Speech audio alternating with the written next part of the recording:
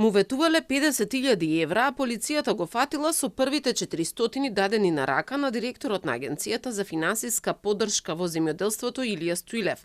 Ова се деталите кои ги откриваат обвинителството и полицијата за вчерашната акција во која су апсени 5 мина. Истрагата утврдила дека на актуелниот директор митото му го нудел, ветувал, а првите 400 евра му ги дал поранешниот министер за правда и локална самоуправа во владата на Љупчо Ѓоргиевски, Џевдет Насуфи. Подкупот требало да биде за пари од ИПАРТ програмата да добие фирмата каде Насуфи е управител, иако не ги исполнувал условите кои се барале во огласот распишан од агенцијата.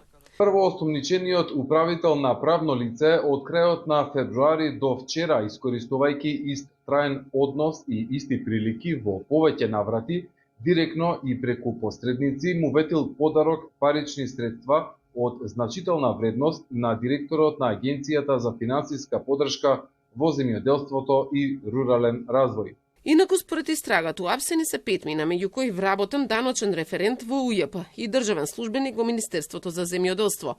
Прво обвинет е екс-министерот Насуфи за давање подкуп и давање награда за противзаконско влијание. Во Централниот регистар тој се јавува како управител во фирмата Сигнас Агро во Струшко Велешта.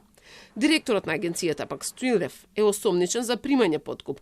Тој е претседател на Општинскиот комитет на ВМРО ДПМН во Свети Николе, а пред да стане директор на агенцијата, бил советник во подрачната единица на Министерството за земјоделство. Премиерот Христијан Мицковски ваквото однесување на директорот го оцени како девијантно. Останатите тројца се осомничени за примање награда за противзаконско влијание. За сите, обвинителството предложи притвор.